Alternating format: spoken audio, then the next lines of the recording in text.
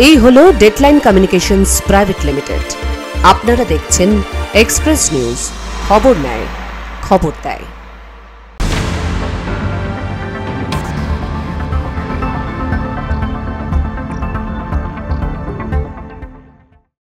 Express today brought you by Ambe mining private limited. নমস্কার, আপনারা দেখছেন এক্সপ্রেস নিউজ। আমি দীপ, শুরু করছি এক্সপ্রেস টুডে। পুরুলিয়ার রুক্ষ মাটিতেও এবারের বর্ষায় জলোচ্ছ্বাস দেখা গেছে। খরস্রোতা নেংসাই নদীর জলে ভেসে গিয়ে মর্মান্তিক মৃত্যু হয়েছে এক বৃদ্ধের। পুরুলিয়ার ভারী বর্ষণে মর্মান্তিক পরিণতি। গত কয়েকদিনের টানা বৃষ্টিতে রুক্ষ পুরুলিয়াতে জলোচ্ছ্বাস দেখা যায়। কাঁসাইকুমারী সহ জেলার বিভিন্ন নদী বিপদসীমার উপর দিয়েই বইছিল। এরই মধ্যে বড়াবাজারের নেংসাই নদীর প্রবল স্রোতে ভেসে গিয়ে প্রাণ হারালেন প্রায় 60 বছর বয়সী আনন্দ মুর্মু। দীর্ঘ তল্লাশির পর তার দেহ প্রায় 10 কিলোমিটার দূরে উদ্ধার করা হয়েছে। বড়াবাজার শহরের কাছে নেংসাই নদীর সেতু অল্প বৃষ্টিতেই ডুবে যায়। গত বৃহস্পতিবার অবিরাম বর্ষণে এই সেতুর উপর প্রায় 5 থেকে 7 ফুট জল জমে গিয়েছিল। বৃহস্পতিবার সকাল 10টা নাগাদ সাইকেলে করে এই বিপজ্জনক সেতু পার হতে গিয়েই জলের তোড়ে ভেসে যান আনন্দ মুর্মু। খবর পেয়ে পুরুলিয়ার সিভিল ডিফেন্স দল ঘটনাস্থলে পৌঁছালে বৃদ্ধের দেহ উদ্ধার করতে পারেনি। অবশেষে শুক্রবার সকাল থেকেই আসানসোল থেকে আসা বিপর্যয় মোকাবেলার দল তল্লাশি শুরু করে। শনিবার সকাল 10টা নাগাদ ঘটনাস্থল থেকে প্রায় 10 কিলোমিটারে দূরে পুইজাঙ্গা গ্রামের কাছে তার নিথর দেহটি উদ্ধার করা হয়। পরিস্থিতির সঙ্গে মোকাবেলা আমরা চেষ্টা করেছি দেহটা উদ্ধার করার, কিন্তু পাইনি। গতকালও সারাদিন আমরা চেষ্টা করেছি রেস্কিউ করার, কিন্তু পাইনি। উপকূল পরিবেশ পাইনি আমাদের বোট হ্যান্ডেলিং করার জন্য। আজকেও সকাল থেকেই আমরা নজরে রেখেছিলাম যেন পাওয়া যায়। তো আমরা সেই মতো সার্চিং করতে করতে ম্যানুয়ালি দেখলাম একটা জায়গায় বডিটা ভাসছে। আমরা গিয়ে বডিটাকে রেস্কিউ করে আনলাম। বড়াবাজার থানার পুলিশ দেহটি উদ্ধার করে বড়াবাজার ব্লক প্রাথমিক স্বাস্থ্যকেন্দ্রে নিয়ে এলে চিকিৎসক তাকে মৃত বলে ঘোষণা করে। এরপর দেহটি ময়নাতদন্তের জন্য পুরুলিয়া দেবেন মাহাতো মেডিকেল কলেজ অ্যান্ড হাসপাতালে পাঠানো হয়েছে। এই ঘটনায় পুরুলিয়া বন্য পরিস্থিতি এবং ঝুঁকিপূর্ণ সেতুগুলির নিরাপত্তা নিয়ে আবারও প্রশ্ন তুলল। Bureau report, Express news. কারুশিল্পের জন্য মিলেছে পুরস্কার। নজরকাড়া হাতের কাজে সকলের মন কেড়েছেন শিলদার সুব্রত।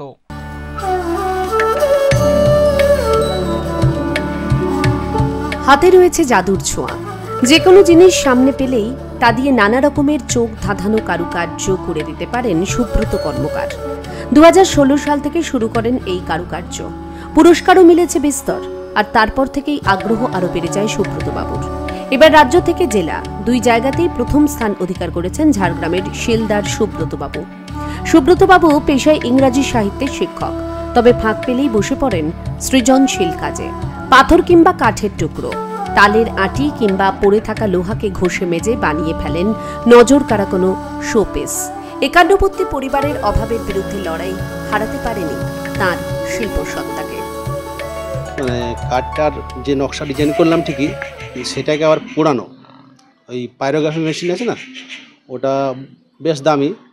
তো এমনিতে আমাদের যে তাতাল, যেটা ইলেকট্রিক, যারা ইলেকট্রিক কাজ করে তাতাল দিয়ে ঝালাই করে, সেটা দিয়ে কিন্তু আমি পুড়িয়ে নকশা ডিজাইনগুলো বানাই। ঝাড়গ্রামের বিনপুরের শিলদাতে রয়েছে সুব্রত বাবুদের আদিবাড়ি।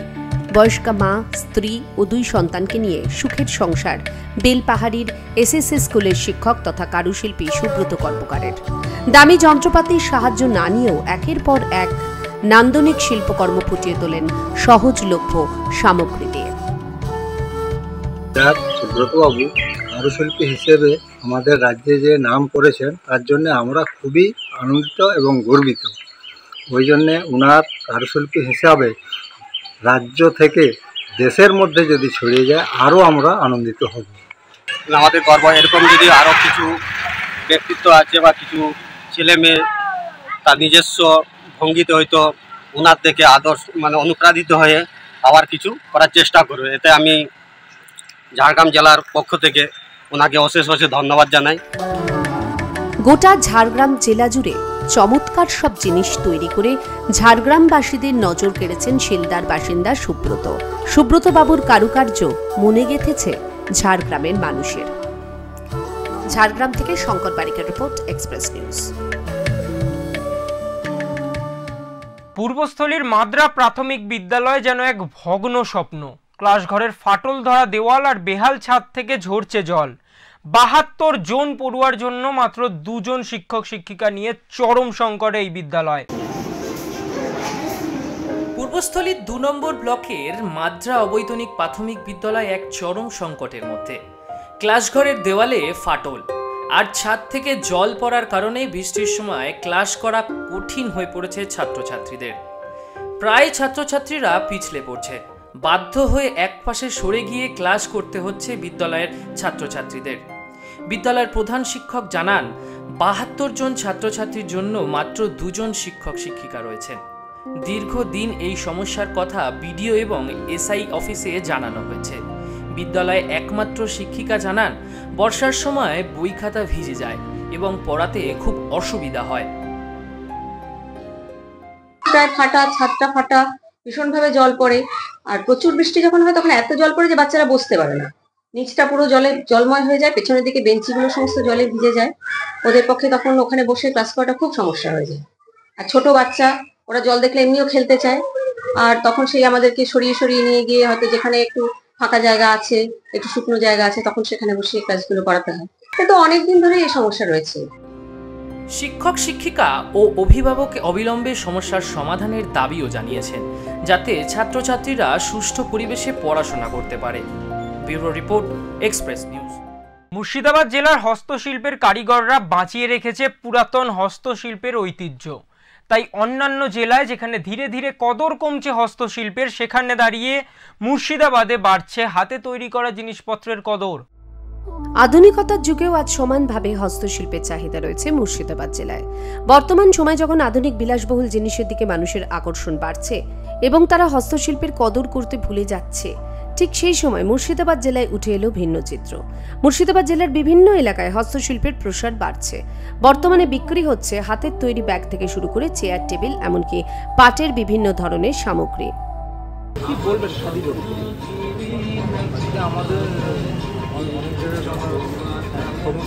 আমাদের সমস্ত জেলায় আমরা মাল সাপ্লাই দিই, প্লাস মেলাও করি, মোটামুটি ভালো হয়েছে।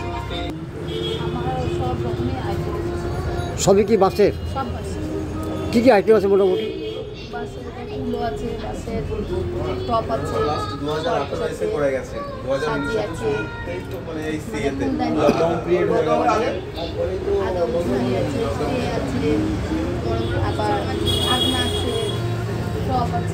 ওই সবই কি আপনার দাম কি কেমন?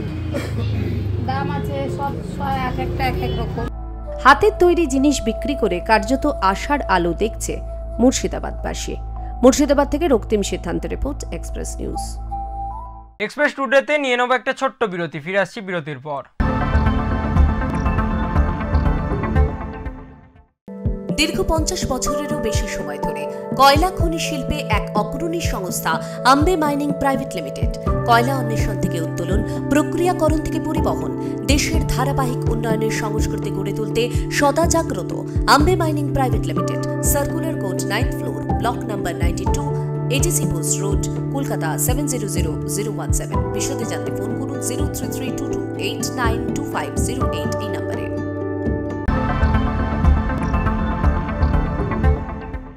ফিরে এলাম বিরতির পর, আপনারা দেখছেন এক্সপ্রেস টুডে। দীর্ঘ 20 বছর ধরে বেহাল রাস্তা, বর্ষায় ভোগান্তির শেষ নেই। মালদহের তালসুরে প্রায় 1.5 কিলোমিটার রাস্তার বেহাল অবস্থা। ভোট বয়কটের হুঁশিয়ারি দিয়েছে গ্রামবাসীরা। প্রায় 1.5 কিলোমিটার রাস্তা দীর্ঘ 20 বছর ধরে বেহাল অবস্থায় পড়ে থাকায় চরম দুর্ভোগে মালদহের হরিশ্চন্দ্রপুরের মালিয়র গ্রাম পঞ্চায়েতের তালসুর বাজারের গ্রামবাসীরা। শুক্রবার ক্ষুব্ধ গ্রামবাসীরা দ্রুত রাস্তা সংস্কারের দাবিতে বিক্ষোভ দেখান।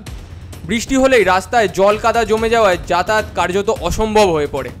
গ্রামবাসীদের অভিযোগ, এই গুরুত্বপূর্ণ রাস্তাটি দিয়েই ব্লক দপ্তর ও হাসপাতাল যেতে হয়, অথচ অ্যাম্বুলেন্স বা দমকলের মতো জরুরি পরিষেবাও গ্রামে ঢুকতে পারে না।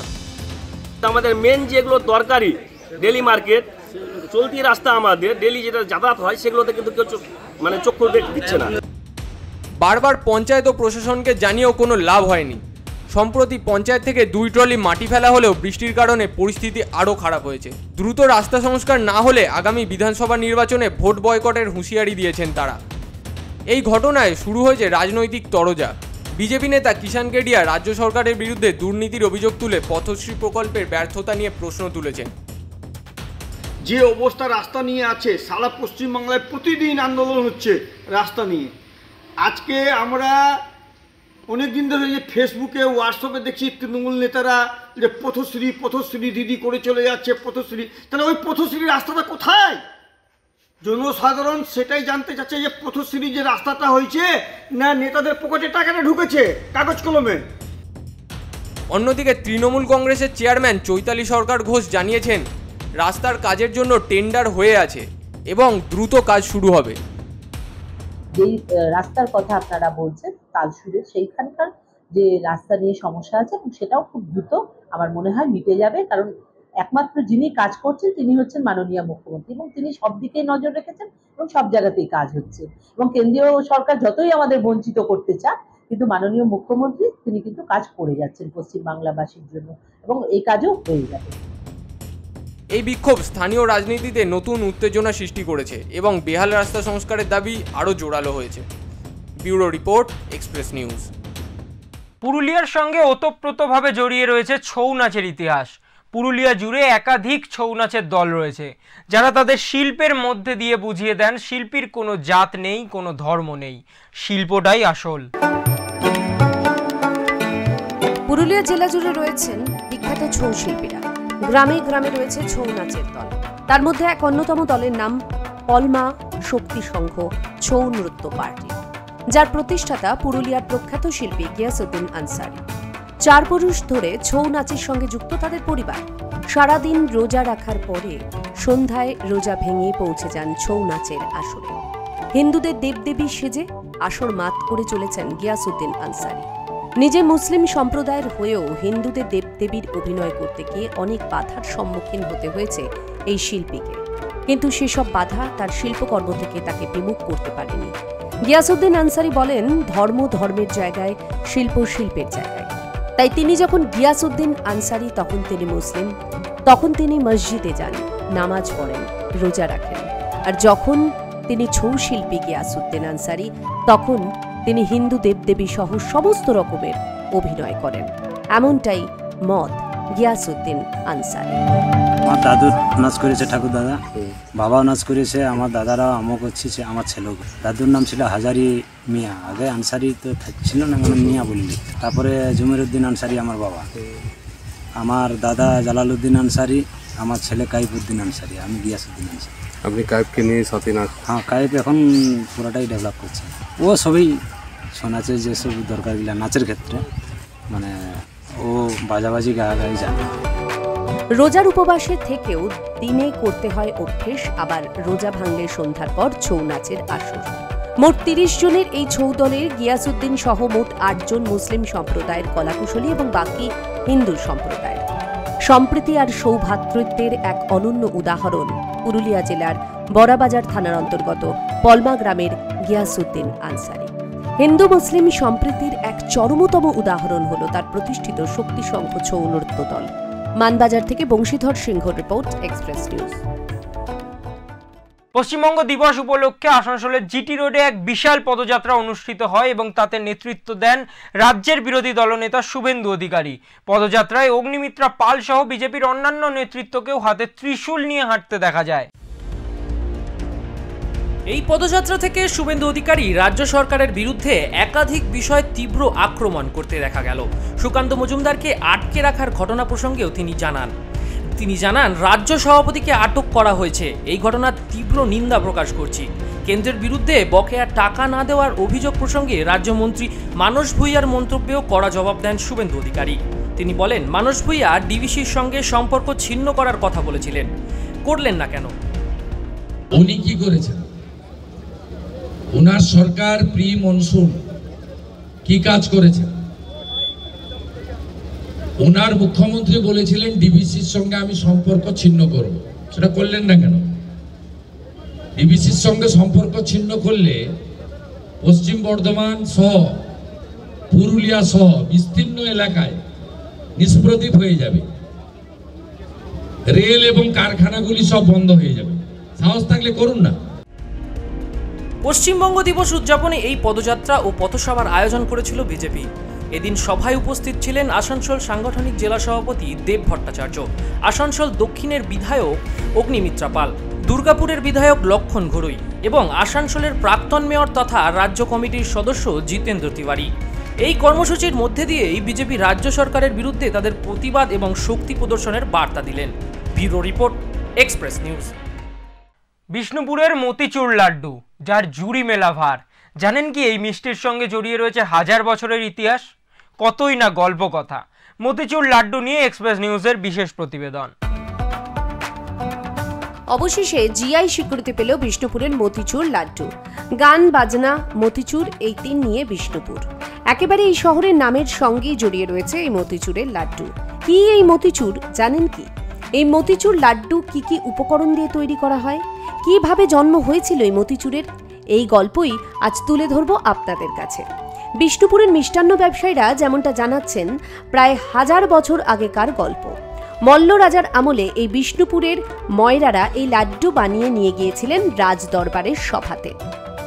সেখানেই মল্ল রাজা এই মতিচুরের লাড্ডু খেয়ে প্রশংসা করেছিলেন যে এর স্বাদ অতুলনীয়। সেই থেকে বিষ্ণুপুরে প্রচলিত প্রসিদ্ধ এই লাড্ডু। হ্যাঁ, অবশ্যই। আমরা তো সারা বছর রাজ্যের বিভিন্ন জায়গা ঘুরতে যাই, সেক্ষেত্রে বিভিন্ন জায়গায় দেখা হলে এটা একটা প্রাইড শেয়ারিং মুভমেন্ট একটা তৈরি হয় যে এরকম আমাদের একটা মিষ্টি এখানে রয়েছে এবং এই ধরনের স্বীকৃতি পেয়েছে। তো এটা খুবই আনন্দের ব্যাপার আমাদের। মতিচুরের লাড্ডু বানানোর জন্য ব্যবসায়ীদের সংগ্রহ করতে হয় জঙ্গলের এক বিশেষ পিয়াল ফল। সেই ফলের বীজকে শুকিয়ে সেটা পেশাই করে বেসন তৈরি করা হয় এবং সেই বেসনকে মেখে মিহিদানা বানানো হয়। সেই মিহিদানাকে পাকিয়ে পাকিয়ে তৈরি করা হয় নরম তুলতুলে সুস্বাদে ভরা মতিচুরের লাড্ডু। অবশেষে বিষ্ণুপুরের মিষ্টান্ন ব্যবসায়ীদের দীর্ঘদিনের প্রচেষ্টায় জিআই স্বীকৃতি পেল এই মতিচুরের লাড্ডু। এমনিতেই বিষ্ণুপুরের মানুষদের বাড়িতে আত্মীয়রা এলে তাদের জন্য বাড়িতে নিয়ে যাওয়া হয় এই মতিচুরের লাড্ডু। আর বিষ্ণুপুরের মানুষরা যখন আত্মীয়দের বাড়ি যান তখনও কিন্তু হাতে করে নিয়ে যান মতিচুরের লাড্ডু। এখন জিআই পাওয়ার পর এই মতিচুরের চাহিদা আরও বাড়বে বলেই আশা করছেন ব্যবসায়ীরা। আর এই ব্যবসা বাড়ানোর জন্য তারা আরও উন্নত মানের মতিচুর বানাবেন বলে জানিয়েছেন। বাঁকুড়া থেকে অনিকেত বাউরের report, Express News. Express Today আজকের মতো এই পর্যন্তই। চোখ রাখুন এক্সপ্রেস নিউজের পর্দায়। এক্সপ্রেস নিউজ, খবর নেয়, খবর দেয়।